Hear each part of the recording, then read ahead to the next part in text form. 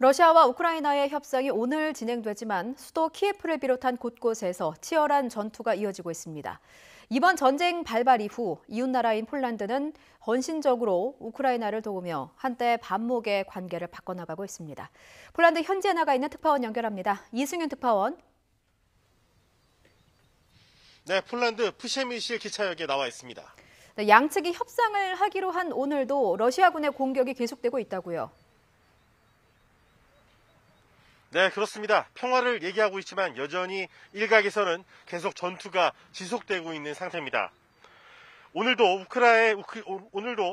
러시아의 우크라이나 침공이 닷새째를 맞았습니다. 앞서 우크라이나의 수도 키예프와 제2의 도시 하리코프 등 곳곳에서 시가전을 비롯한 전투가 벌어졌습니다. 미 국방부는 러시아가 우크라이나 침공에 준비된 15만 명의 전투병력 중에 3분의 1을 투입했고 우크라이나에 350발 이상의 미사일을 발사했지만 진전은 제한적이었다고 평가했습니다. 수도 키예프를 향하는 러시아군은 도심에서 30km 떨어진 곳에 머무르고 있는데 우크라이나 측은 키예프 북서쪽에서 진입을 시도하던 러시아군이 강력한 저항에 일시 퇴각했다고 밝혔습니다. 또 러시아군은 하리코프 진격 과정에서도 큰 어려움에 봉착한 것으로 전해졌습니다. 우크라이나 보건부는 어린이 14명을 포함해서 민간인 352명이 숨졌다고 밝혔습니다.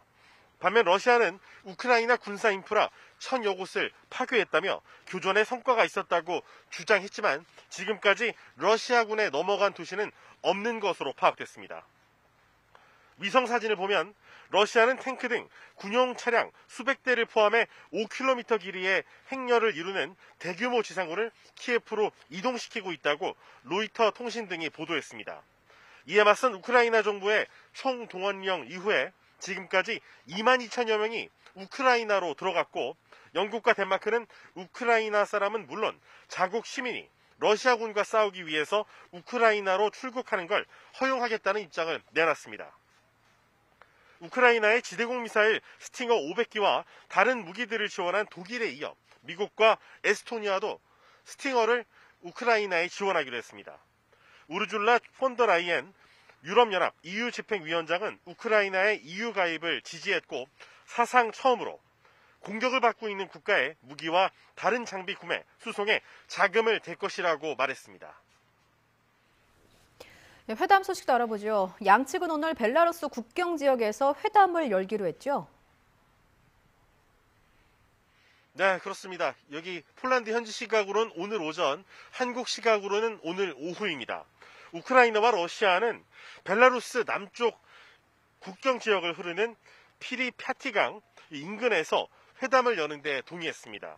러시아는 우크라이나의 중립국 지위 문제를 논의하겠다고 주장한 반면에 우크라이나는 즉각 종전을 요구할 것으로 알려졌습니다. 러시아 외무부는 앞서 협상 시작이 군사작전 중단을 의미하는 건 아니라고 밝혔고 젤렌스키 우크라이나 대통령도 회담의 결과를 믿지 않는다며 전쟁을 끝낼 기회가 있다면 그래도 회담에 참여해야 한다고 말했습니다. 이런 가운데 푸틴 러시아 대통령은 핵 위협 카드를 꺼내들며 긴장을 고조시키고 있는데 우크라이나 측은 이를 협상에서 유리한 고지를 점하려는 푸틴 특유의 압박 전술로 보고 있습니다. 유엔도 오늘 긴급특별총회를 열고 러시아를 규탄하는 결의안을 상정하는데 채택 가능성은 매우 높지만 유엔 안보리 결의안과 달리 이 구속력이 없는 게 좀 특징입니다. 네, 이번 전쟁으로 폴란드와 우크라이나의 관계가 우호적으로 바뀌었다고요? 네, 그렇습니다. 우크라이나와 폴란드는 역사적으로는 사실 앙숙입니다. 여러 차례 전쟁과 지배, 학살을 경험하면서 한일 관계 못지않은 이 과거의 역사적 상처가 좀 남아 있습니다. 하지만 공통점도 있습니다. 이 구소련 시절에 소련의 압제에 시달렸던 고통을 공유하고 있습니다. 그래서 동병상련의 이웃 관계라고 할 수 있겠는데 이번에도 공동의 적이 있죠. 바로 러시아입니다. 그래서 이번 전쟁에서 우크라이나가 가장 믿는 나라 중에 하나가 바로 폴란드입니다. 그 예로 우크라이나 대표단은 이번에 신변 안전을 위해서 폴란드를 경유해 러시아로 이동한다면서 폴란드에 신뢰를 보낸 상태입니다. 폴란드는 우크라이나에 탄약을 지원하는 데 이어 우크라이나 난민 20만 명을 적극 수용하고 도움을 주고 있습니다. 폴란드 내무차관은 국경지역 피난민 수용시설을 90% 활용하고 있으며 각 지역 주지사들이 국경지역 수용시설에 있는 피난민들의 운송을 지원할 방침이라고 말했습니다. 그제 폴란드 전국 각주의 철도역과 바르샤바 쇼팽 공항 내 피난민 정보센터를 설치하고 어제부터 피난민 수용 설치를 전국으로 확대하는 조치를 취하면서 피난민들에 대한 여러 가지 배려책을 내놓고 있습니다. 이에 대해 우크라이나 피난민들은 폴란드 정부에 감사함을 표시하고 있는데요. 직접 들어보시죠. It's a strategy, and we really appreciate what people do for Ukrainians, especially Poland. So it is, we really appreciate it. So thank you so much. Дуже вдячні полякам, що допомагають нам.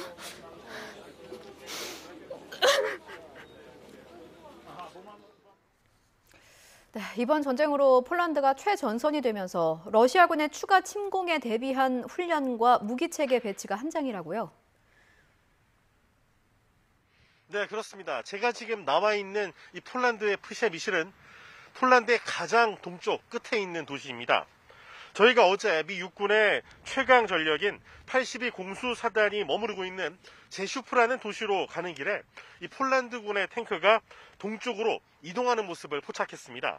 같은 날 77톤의 짐을 한꺼번에 실어 나를 수 있는 군용 화물기 글로브 마스터가 이례적으로 2대씩이나 미 육군 82 공수사단 주둔지인 제슈프 공항에 도착해서 전략 물자를 내려놓는 모습도 저희가 발견했습니다.